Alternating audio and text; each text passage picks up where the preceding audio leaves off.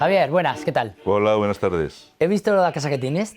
¿Cuántos libros tienes aquí? Pues en la casa y en los trasteros 25.000 casi. 25.000 libros. ¿Te los has leído todos? Varias veces. ¿De verdad? Por lo menos los he fichado todos por dentro, por fuera, lo contenido los paso al ordenador, o sea que es un fichero, más que una biblioteca es además un fichero. Bueno, teatro lírico. ¿O qué es esto de la lírica, el teatro lírico? Bueno, Cuéntame un poco. Como tantas palabras es polisémica. Si hablamos de lírica, normalmente nos estamos refiriendo a la poesía. Sí.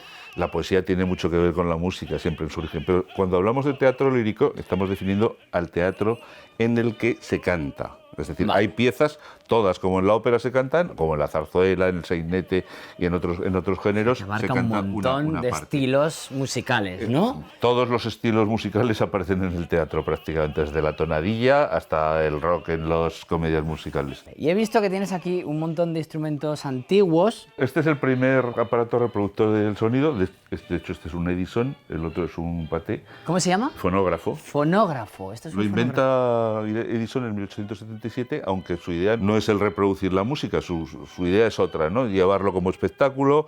De hecho, lo que a la gente le volvía loco es, ponías el cilindro. El cilindro, ¿qué es esto del cilindro? El cilindro es el disco. O sea, ahí está grabado la música, la voz, lo que sea. Mira, está roto. Mira. La voz humana, Sí. entonces en principio sobre todo la voz humana. Entonces un señor dándole a una parte se graba, dice lo que quiere y se graba, y luego dándole a la otra parte se reproduce. Pues se inventa el gramófono, que como es un vinilo, pero no, un por disco, estética. un disco de 78 revoluciones por minuto que se hace, los llamamos pizarras los coleccionistas, pero bueno, es un producto químico, goma laca, etcétera, etcétera, que va a ser el elemento reproductor que va a aguantar pues más de 50 años. Bueno, yo conozco a Miguel Fleta. Miguel Fleta fue en su época, creo que lo más top a nivel mundial, ¿no?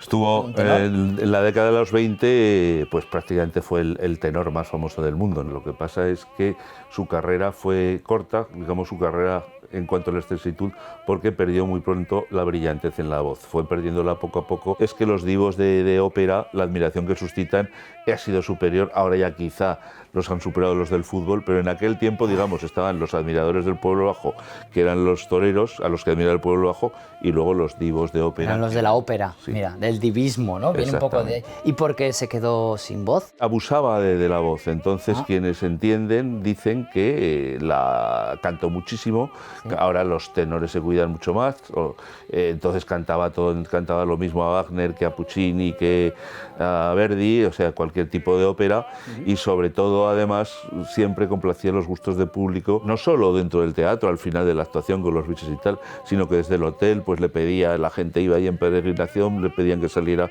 al balcón, entonces cantaba una jota. Una jota, cantaba jotas. Sí, de hecho su primera actuación fue en el certamen oficial de jota de Zaragoza y no ganó, quedó cerca, quedó finalista. Me he estado informando, documentando un poco de los tenores, sopranos que había aquí en Zaragoza, o que fueron aragoneses, y la verdad es que me suenan todo a calles de aquí.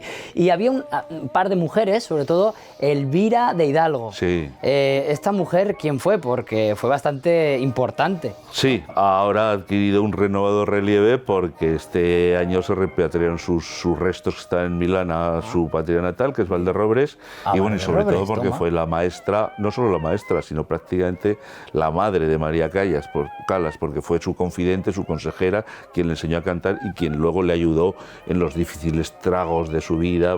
Al fin y al cabo, la pobre María Callas era un poco neurótica. Era un familia, ¿no? Pues pero vamos, Ofelia de Aragón en su tiempo fue la mejor intérprete del trovador, del trovatore, y también la que tuvo una voz, digamos, que estaba muy de moda entonces, que es esta voz de afilada, de hacer los gorgoritos. ¿Tienes algo de Miguel Fleta para escuchar? Sí, hombre, de Miguel Fleta, ¿cómo no vamos a tener? Bueno, vamos a ver qué sale. A ver.